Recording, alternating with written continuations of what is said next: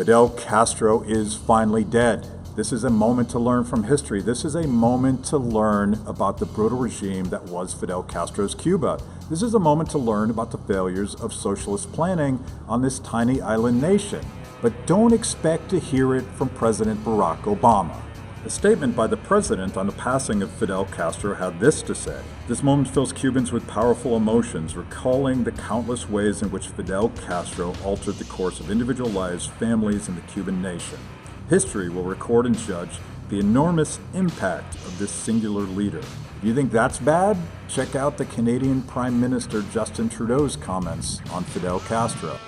He was a larger-than-life leader who served his people for almost half a century. A legendary revolutionary and orator, Mr. Castro made significant improvements to the education and healthcare of his island nation. You've got to be kidding me. Before anybody else gets goofy or nostalgic or romantic or revisionist about the Castro regime, let's put some facts on the table. Fidel Castro killed 141,000 people, typically by firing squad or disappearance. Some 78,000 balseros, people on rafts trying to escape socialist Cuba, died along the way, typically trying to get to America. What were they fleeing?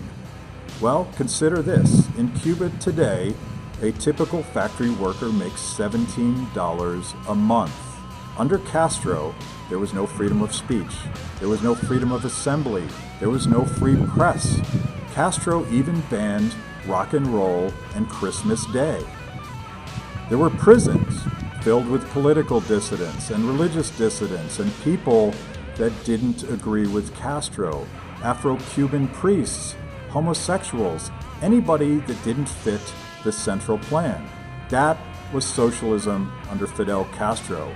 It is a nasty legacy, and if you're not willing to call it out, we will never learn from history.